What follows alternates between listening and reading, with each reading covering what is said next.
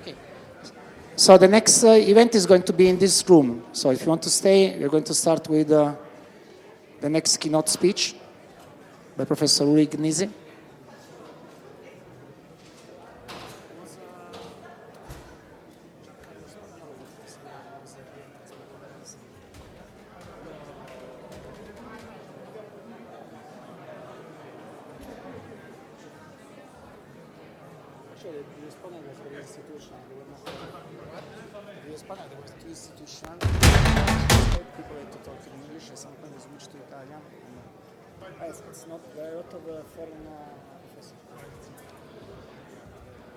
Okay, thank you everybody for being here for this keynote speech about how behavioral and experimental economics can inform institutions in order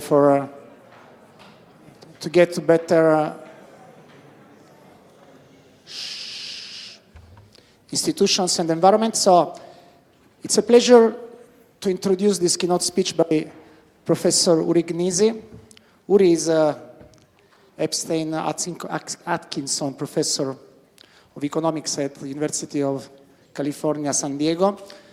So I thank the organizers, Leonardo Becchetti and the other organizers, for inviting such a high-level, top experimental economists. So just to justify the choice of this invitation, so if you look at the publications of Uri in the last decades, he has more than 100 publications in top journals, and if you just restrict to top 5 journals in economics and top journals like Science, you get up to 20 publications, and I have excluded your publications in management science that are another 8, so you can get easily to 30. So we're talking about someone that is representing the new trends and also the old trends in research in behavioral experimental economics, and I think that besides his scientific reputation, so Uri has done a lot of research that resonates with the values, the principles, and the goals of civil economy and of Renaissance in economics. So he has done a lot of research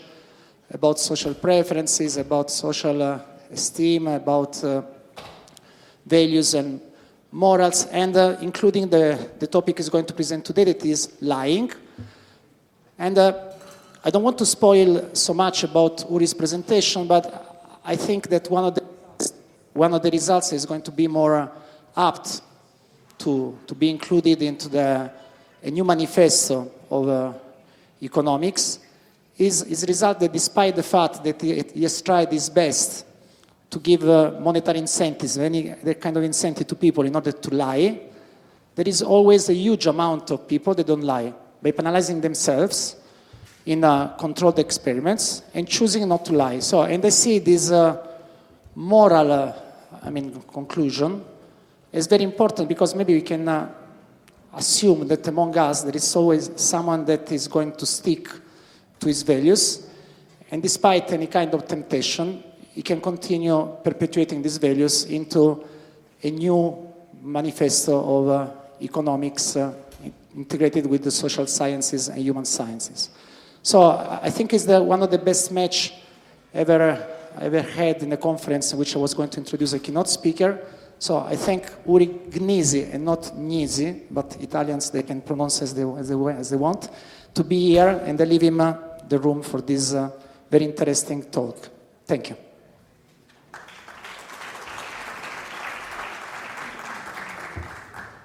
Thank you, Giuseppe. Thank you for the kind invitation. I have the pleasure of visiting Giuseppe for the month of May, and it's a great pleasure. You're the best host, and thank you. This one is better? This one is working? Yes. No. Oh, maybe they just need to increase the volume. So this one is easier, then I don't have to hold it. It's okay? And thank you for inviting me. It's a great pleasure to be here. I'm happy to be part of this conference. I'm a behavioral economist studying incentives, which means that I try to see how incentives work. I'm a great believer that incentives work, but not always the way we teach in our economics classes, right? So the assumptions that people are selfish, care only about money, more money is always better, and so on, is not what I'm doing. I'm trying to look at ways that we can use incentives, but I show that in many cases they work in surprising ways, not ways that we expect. For example, so that's, that's not part of the surprising, but an example of what I'm doing before I'll talk about lying. I work in Singapore now in the medical school at NUS, and one of the problems that they have, which I think Italy shares as well, is aging population. So Singapore is called super aging. I think it's 25% of them are going to be over 65 very soon. And the question that we ask in our research, we are not medical doctors, so we don't know how to prolong people's life, but what you see is that the expected life in Singapore is around 85. But at 75, people already start deteriorating. So the last 10 years are not great. And the question that they try to really find answer to is how can we make this, the end, better, right? So how can we have more fulfilling life? One of the problems that were identified is that people retire. There's mandatory retirement, and around 60, most of them retire. And then they sit on the couch, watch Netflix, get fat, and fight with their spouse, right? And that's not a great thing to do. Now, imagine that you were a high school teacher for 40 years. You don't want to keep doing this. 5 days a week, 40 hours, 5 days, 40 hours, that's too much, right? But maybe moving to zero is not the best thing. So what we created is a place that they could come and work twice a week, each time for an hour. They came and worked in this, what we called flexible work, because they could choose when it is. And we followed them. So we did it over 12 weeks that they could come to us. And we tried to elicit different aspects of what they have. So it's not, I think this was discussed in the morning, that it's not just about financial health, right? But we ask them also about their mental health, how happy they are, how satisfied they are with life. And we saw a very big improvement just by the fact that they had to leave home twice a week, go on a bus, had a reason to do it. We saw an improvement in their satisfaction, in their happiness, in all the good aspects that we would want. And the point that we are trying to make, we're trying to convince the workplace is to allow for people that retire to come back for, say, 2 afternoons a week. And we believe that that will improve their life. Now, one important thing between what we as economists are doing and others is that we are using causal findings. So we know that people that work at 70 are healthier than people that don't work at 70. But that's, of course, not causal. It could be that because you are healthy, that's why you're working. By the fact that we are doing random controlled trials, we can actually show the causality. We can show that working is actually making you happy. Okay, so that's the kind of things that I'm doing. Any questions about this, or shall we talk about lies? Lies. Let's see.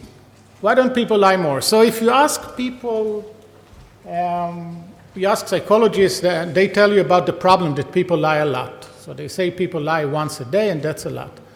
But if you ask economists, they would tell you that people don't lie enough. Right? Because the basic assumption in neoclassical economics is that there is no cost of lying. Whenever it's going to be beneficial to us, we're going to lie.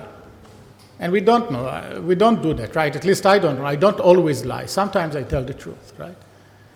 And the question is when people lie and what triggers them is something that I study for the last more than 20 years now. And I really enjoy it. Each time I find something different. To set the stage, what do I mean by lying? If I'll tell you that it's snowing outside now, that's a lie. It's not snowing outside.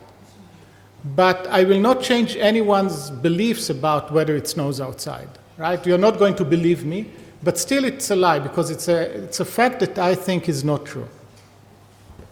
Deception is different because deception works through your beliefs. I want to change your beliefs about something, so I do care about whether you believe me or not. And it doesn't have to be a lie, right? So, for example, if I meet someone that, over the phone, and I'll tell him that my age is closer to 30 than to 40, that's a lie, right? It's a lie, it's not true. But if I tell them that my age is closer to 40 than to 30, that's not a lie. But it's kind of deception, right? Because they think that I'm in my late 30s if I tell them that I'm closer to 40 than to 30, right? So that's the distinction between lies and telling the truth. Now, what comes a lot in our studies, and not just in ours, is that people are averse to lie.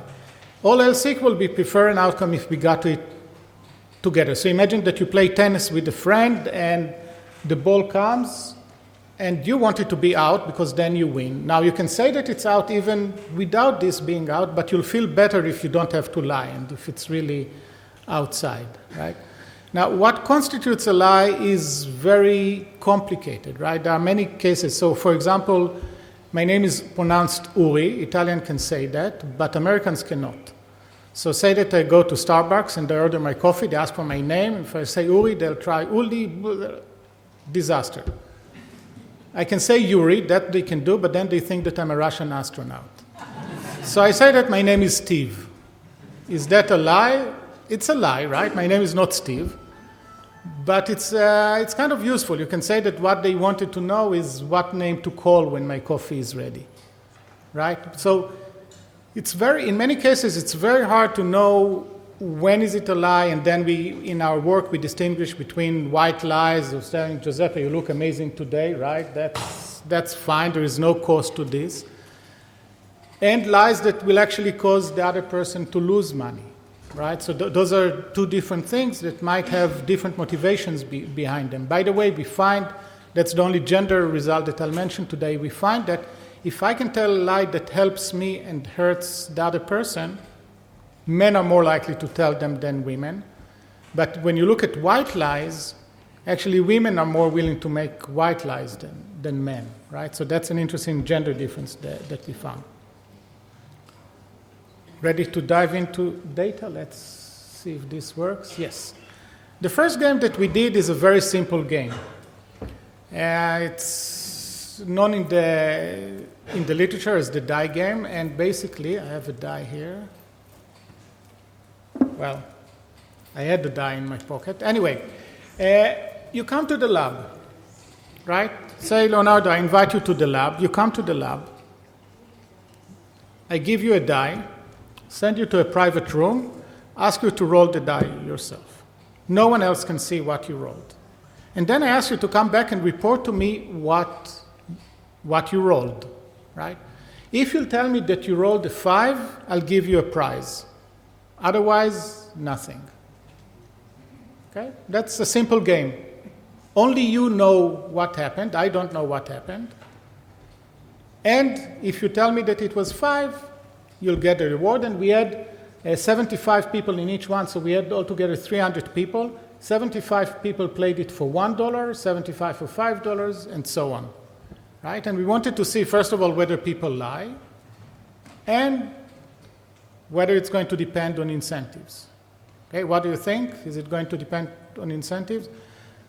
Let's see. In the case that it's $50, imagine that I'll ask Leonardo to roll the die. I'll tell him, if you'll come back and tell me that you rolled 5, I'll give you $50.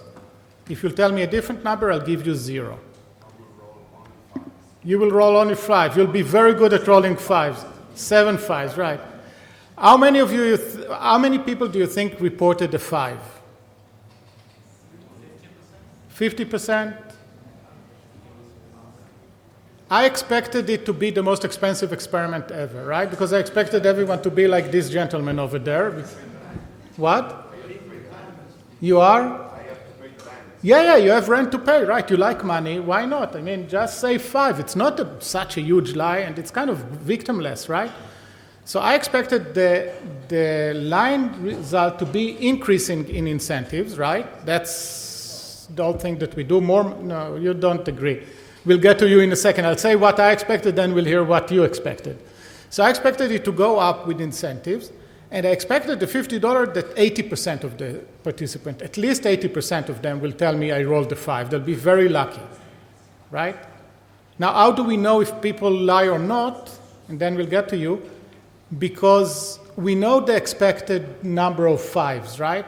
So we know so it should be 1/6 of the people should get 1, 1/6 should get 2, and so on. And we can use statistics to know whether it's significantly more people got lucky or had to pay the rent. Please, what do you expect?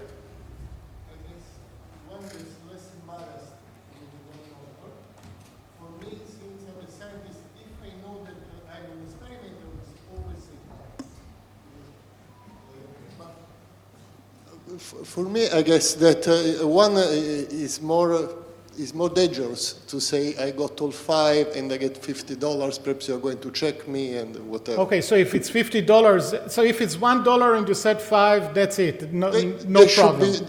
I would expect people to decrease when something is. We'll get to this in a second. That's the second treatment that I'm going to say. Basically, what the gentleman here says is that if it's $1 and you lied, I'll just give you the $1. If it's $50, maybe I'll check or something like that. We'll get to it in a second. So here are the results, the disappointing results. It does increase from one, so remember 0.167, that's the expected number of people, the expected fraction of people who rolled 5. And we see that in $1, some people lie, in 5 a bit more, 20 a bit more, and then it declines at 50, very much like your concern maybe that people were just afraid. But I was really disappointed by my subjects, right? I was sure that they understood and that they should lie more, and they don't lie, right? We don't get people to lie, which, you look at the world. I live in the US. My president, how do you know that he lies? He opens his mouth, right? So it's like, and then people don't lie for $50. I can get my students to do almost anything for $50, but not tell me that they rolled a 5, right? It's very disappointing. Then we thought that maybe your concern, we had the same concern as you.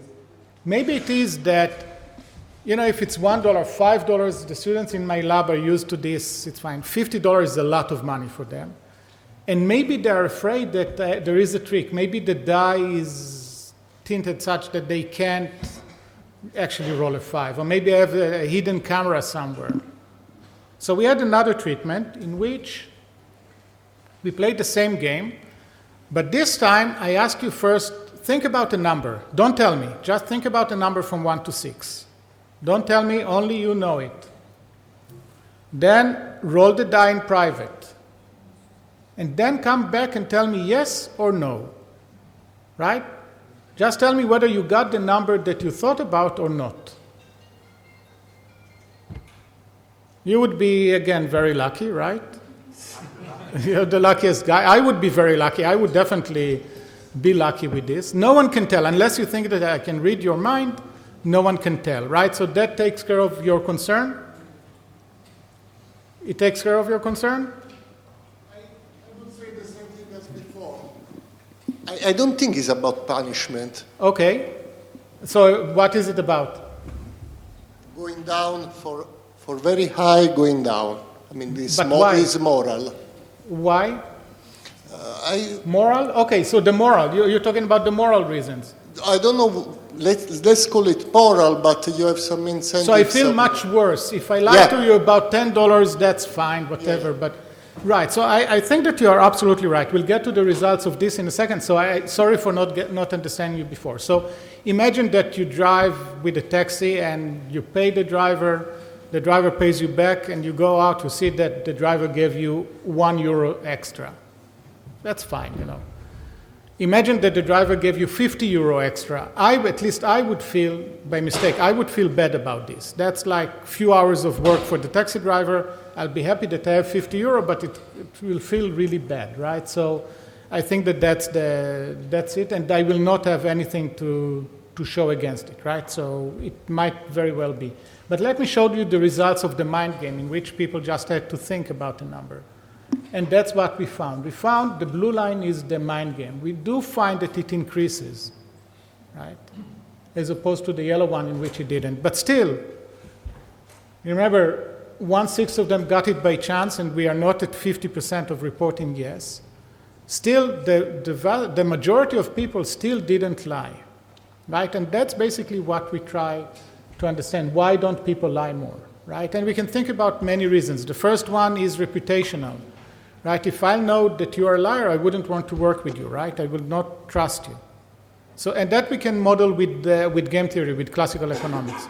Another one could be, I feel bad about myself, right? If I'm a liar, like the taxi driver example over here, if I lie, my parents told me not to lie, and I just don't do that, right? So that could be another reason. Another reason that I will not talk about today, but that we found, is that I want you to believe me, and when I tell the truth, I think that you are more likely to believe me. I believe that you are more likely to believe me, which is not what we find, but that's what people have. Another reason to tell the truth could be, say that if I lie to you, I will gain $1, but you will lose $50, right? So that would be social preferences, fairness. I wouldn't want to do this, right? So there are many reasons, and we are trying to understand them. Any questions about this before I go to the second part? Yes. With higher amounts of money, no. Okay. I would be interested in to see if money and the effect are linked. Oh, thank you. I would be personally So the question was about whether we tried with higher amounts, and the answer is no. And yeah, because I expect to see the cheating people on like $1,000 to be super thin, super less. you think people. no one will say yes for $5? No, for $1,000. For $1,000, yes. I expect to see nobody. You would not say that you rolled a 5 for $1,000, even for you have a limit. $1,000, no. For 50. But you have rent to pay. What happened? This concern $1,000 happened. is a lot of money. The moral concern happened. Sorry? The moral concern happened, or I would be interested into seeing the effect of the amount. It would be very interesting if that's what happened. If you have $1 million to spare, I'm happy to help you design the study. Another thing that could be imagine that we said Leonardo to roll a die, so that's 1 in 6. Say that I'll ask Giuseppe to toss a coin. If he gets heads, I'll pay him. And I ask Stefano to roll a 100-sided die. I think that will influence the level of lying. If it's a coin, yeah, it could be that I got lucky, even for $1,000 maybe, right? If it's a die, it's less likely. If it's a 100-sided die and you needed to roll 72 and you come back and tell me I rolled a 72, I'm not going to believe you, right? So maybe you are going to be less likely. Yes?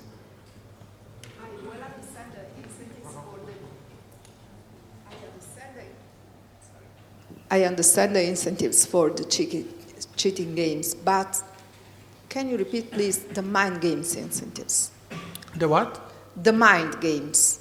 Mind game? Yeah. So the mind game is simply, you think about a number. Yeah.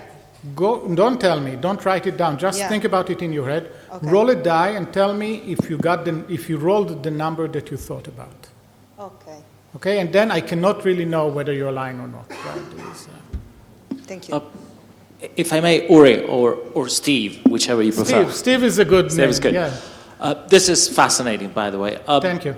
Would you mind repeating, unless I've missed it, what explains the difference in cheating rate between the thinking game and the rolling a die game? Because I'm assuming there might be a social penalty dynamic involved here. When we're rolling a dice, perhaps we worry someone might find out about exactly what we rolled. And I'm assuming that does not come into play when I'm doing the mind game, because no one can read my mind. Is that the reasoning? Yes, Okay. Exactly. And there is a question here. Thank you for asking questions. It makes it much more interesting. Thank you. Do they know where the money comes from? Because I was thinking, if I'm taking money from someone else, like in the driver example, then it might be a moral sort of situation. If I know that you have a lot of money, then I will cheat with no regret. Right. So we have other surveys in which, in one case, we ask them about insurance company, for example, which are people have less of a problem to cheat insurance company than other people. So I think it is going to be important. In this case, they just know that it comes from us, from the experimenter, right? But I absolutely know.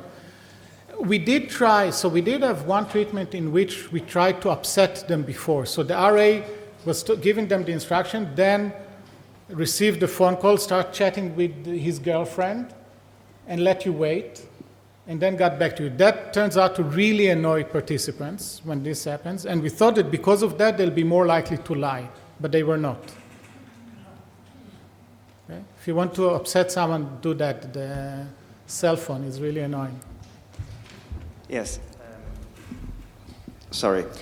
Is there any difference between reporting the result to a human being or to a computer, for example? So in the literature, it's called double blind, such that even the experimenter doesn't know that you are lying. And we thought that this will increase lying, right? So what we did, we gave them envelope with, say, $10 in it. And we told them, roll the die. If you got what you wanted, take out the $10, otherwise leave it in.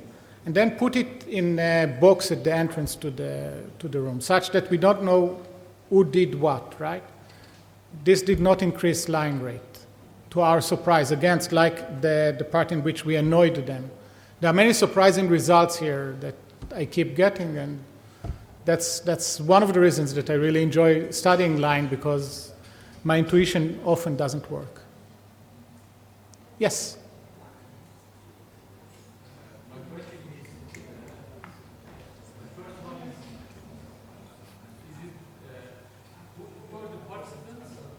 The participants are students in our lab, but it was also done online. It was done in classrooms. It was done in different situations. In this case, it's all laboratory, experimental laboratory participants. The second question is, it is generalizable, or let's say, do you think you will get the same results, let's say in Africa, let's say in Asia, let's say in Europe? Do you think you will get the same results? So that I can actually answer, because this was done in different places all over the world, and the results, the levels may change, but the treatment effect is staying. So this kind of trend will stay stable. Different population, different culture. Maybe in Italy people are less likely to lie than in Germany or more, but that will affect just the level, we think, not the treatment, right? That's what we see in what we have. Thank you very much. This is fascinating. I would like to know if you have ever considered doing repeated tests with the same sample. So are you more likely, if you're a liar, are you a serial liar? Are you going to keep on lying? Or maybe you're just an occasional liar? Right. So other people did that. Shaul Shalvi, for example, did this. So people rolled the die 10 times and report, and they found exactly what you predicted, that many people are not zero liars, so they don't report just 1/6, but they don't report one, not all the time, right? So they report somewhere in between, and the idea is that if I always report, if I roll 10 times and I said I rolled 10 times, I know that you're lying. But if you say you're expected to do it, I don't know, to roll it somewhere between 1 and 2 times and you report 4, it's still not unlikely even, right? So, and that's what they find. I just wanted to ask if there is like some data about the job that the people that were like interviewed was like. For example, for me, $50 will be just like maybe getting coffee for Starbucks or like some frivolous stuff, rather than maybe a mother of a family would be like getting groceries. So it would be more important for them, right. 50 euros or $50. Right. So that's one way to increase the incentive, right? So I can play it with rich people here, the rich professors. That I'm much richer today than I was 30 years ago, and I hope it's true about most of the professors. So you can look at, today $50 means much less to me than when I was your age. When I was your age, $50 would mean, like you said, I can eat tonight, right? That's nice. We did it by changing the amounts. You can get the same result by changing the amount, but it definitely could be that you can do it. One of the ways that we try to do it when we want really high incentives, like you mentioned the 1,000, we go to places in which money can go further. So for example, we ran a lot of experiments in Nairobi, in which $50 could mean a week's salary, 1 week of salary, right? And then you can increase the magnitude of incentives without spending too much money. I really believe that it's going to affect behavior, but I don't know. Okay, maybe I can move to the next one, and then we continue. The next one is about detecting lies, right? So that's something really important. How we detect lies. Can we detect lies? Turns out that people are really bad. I'll show you. And one of the reasons that people are bad at detecting lies is that we try to look for nervousness, for example, right? So I flew into Italy and I went through the custom. This time I did not smuggle cocaine with me, but still I was nervous, right? What should I do? Should I look at my phone or should I look at them? How do I appear innocent, right? So you can be nervous even without lying because you want to appear to be an honest person, right? And that's not always easy. And that's one of the reasons that detecting lies is so hard. And we try to do it with an experiment. It's together with Marta Sarah Garcia, and the first one is with Agne Kaetskaite. I forgot to say it. So it's what we call the sender-receiver game. So we have a very simple game. We get a participant to the lab. They sit in front of the screen, and they have to record 2 short videos of 30 seconds. In one case, they see a title and picture from the New York Times and have to describe it.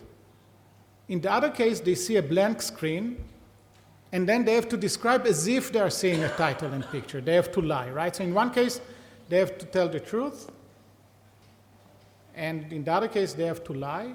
And their goal is to be convincing to the other side, right? I'll get to the other side in a second, but let's give you an example. So we're going to watch 2 videos of a guy describing an event. In one case, it's true. In the other case, it's false. Let's see if you'll get it. And the sound doesn't work. Sound. Oh, jeez. Okay. This is pretty terrible. Oh. There's a bunch of rubble. It looks like there was a massive explosion. You can see a number of people. I'm guessing this is in the Middle East. Looks like it's in a desert region. There's a bunch of people crying, and I think there's a reporter. There's someone definitely taking pictures over on the side, but it's just the building is completely destroyed. There's absolutely nothing there. True or false? False? Who thinks it's true? Who thinks it's false? Okay, let's see if I can go back one slide. Yes. No. How do I get it to start now? Okay, maybe this way. Okay, so we have 1, 2, 3, 4, probably about 10 people on a road that looks like somewhere in South America. There are tall palm trees on the side of the road, and there's a number of people walking down the side of the road. They look like workers. They have backpacks on, and it's a nice sunny day. Leonardo, true or false? This one is true, so the other one is false. I think so. I don't know. Uh-huh. My guess. This one is true. Who thinks that this one is true and the other one is false? Who thinks that the first one is true and this one is false? Who have no clue? I don't have a clue. I know it because I've seen it, but the first one, this is the picture, right? It's really hard. I've seen hundreds of these, and I'm not better than you at it, right? So if someone thinks that they are really good at detecting lies, we are not, right? It's just really, really hard task, right? So that's what we did. And then we had what we call receiver, people who watched these videos just like you did, and they had to guess whether it's true or false, and they got paid $10 each time they got it right. So when I tell you something, I want you to believe me when I tell you the truth and when I'm lying to you. And the other side sees only one of your videos and they have to decide whether that's true or false. Okay, that's the design. Now, if you roll it, if you toss a coin 100 times, that's the theoretical distribution that you would get, right? 50-50. And we want to see whether people are better than chance in actually detecting lies. And what we found is that they are not. right? So you might as well, instead of wasting your time trying to figure out whether the video is true or false, you might as well toss a coin, right? That's the finding, right? People are not better than chance. But interestingly, they are very overconfident, right? When we ask them about solving it, we see really big differences. So that's the ability that we see. Men are slightly better, but it's not significantly so in this case.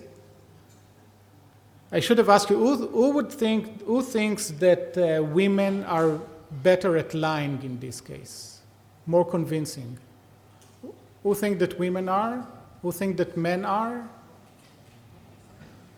So again, women. Okay. Who think that women are better at detecting lies? Who thinks that men are better at detecting lies? Okay, that's great. So you think that women are better at detecting bullshit. There could be an evolutionary reason for that, because women are supposed to know emotions better and to figure out. Turns out that we don't find any gender difference whatsoever in this, right? So the ability, no difference in ability. But the confidence, we see that men are really overconfident, but women are also overconfident. The difference between men and women is significant, but everyone is overconfident about their ability, right? So people think, we think, it's not people, right? Well, the only thing that I got out of this literature is basically that I know that I'm not good at detecting lies, right? It's not that I learned how to detect lies. People think that they are much better than they are, and it's also true in relative terms. If I ask people to put themselves, are you at the top quartile, the second, the third? Not that no one think that they are in the worst quartile, right? So no one think about themselves as the worst at detecting lies. And we see it in recurring things. So the common joke that I tell is, one of us is the ugliest person in the room, right? I don't want to look at Leonardo, for example. That would be insulting, right? One of us is the ugliest person in the room. None of us think of themselves as the ugliest people in the room, I hope, right?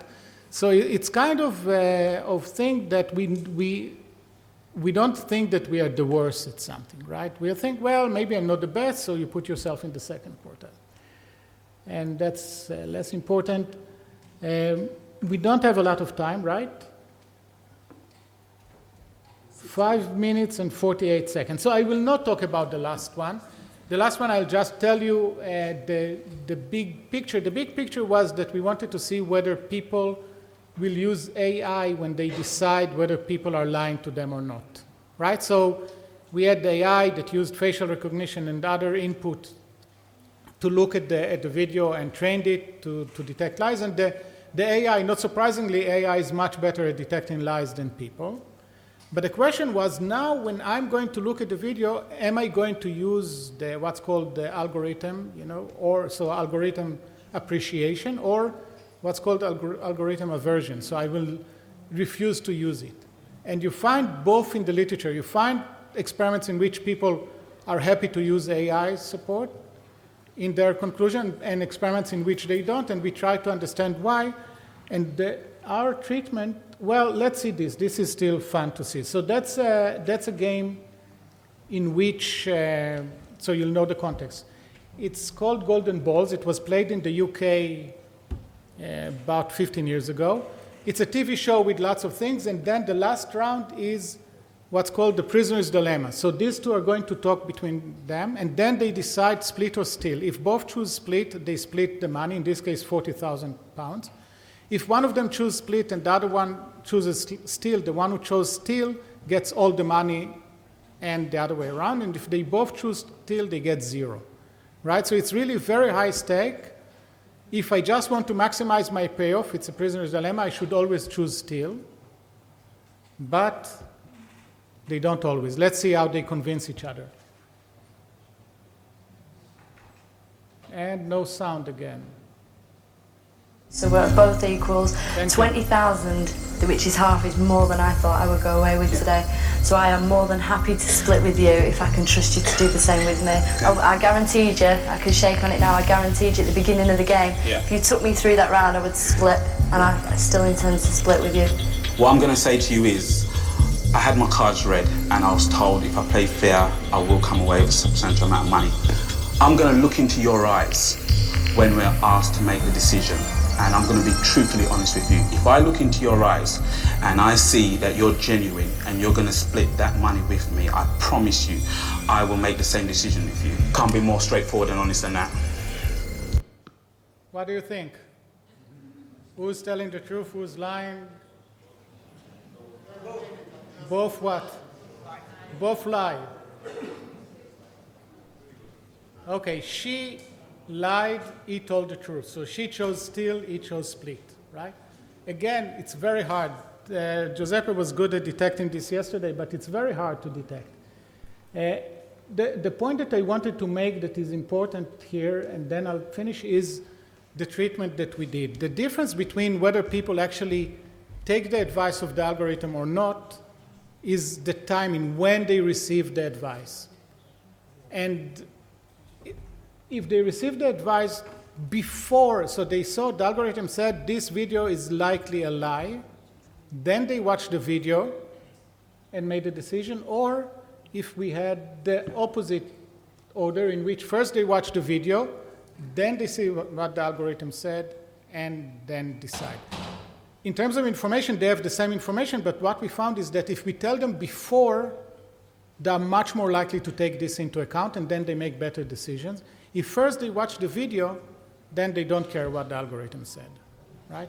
It's important because we have Martin over there. We'll hear him tomorrow. His son is finishing residency in radiology.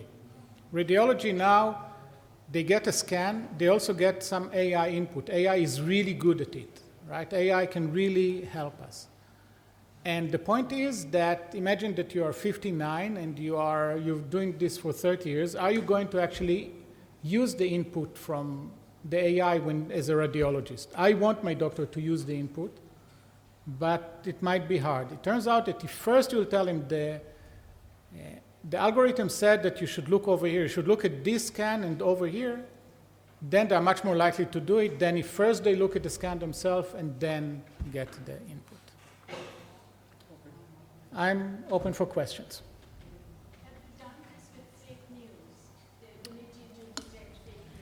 We did. So there is, of course, really interesting stuff about fake news. It's clearly influencing our what we are doing. We did some work. So we saw, for example, that when we ask people to share videos, they are much more likely to share a video that is a lie. And why is that? Because the lies are much more interesting. You saw even in this case, the truth was, there is a bunch of people walking. And the lie was, this is, it was much more interesting. And the online gravitates towards more interesting. Right? So if you'll ask me what I did this morning, you'll fall asleep by the time I'll get to, it's boring. But if I'll make up a story, it's going to be much more interesting. And that's what we find, that people are sharing misinformation much more, and when they ask to share, they're more likely to make up stories. Yes? Okay, question? So, but your strategy looks dangerous, because if I'm making somebody use an information that is artificially generated, and then I will take the responsibility for it. I mean, the point is I should show after to see if I can revise my opinion. So did you do this experiment with real scientists who are still used to revise their opinions? Because that's another problem. It's not that your doctor is wrong. He forgot that he should be able always to revise his opinion. It should be formed in a different way, because otherwise, both ways, in one case we throw away the information, in the other way we make him assume a responsibility for something that the machine did. So. Right, so I think we all agree that we want the doctor to make the decision, the final decision, right? So we need what's called the human in the loop in this literature, right? We want the doctor to make a decision, but at least I want my doctor to also get input from AI. I want my doctor to actually use this input.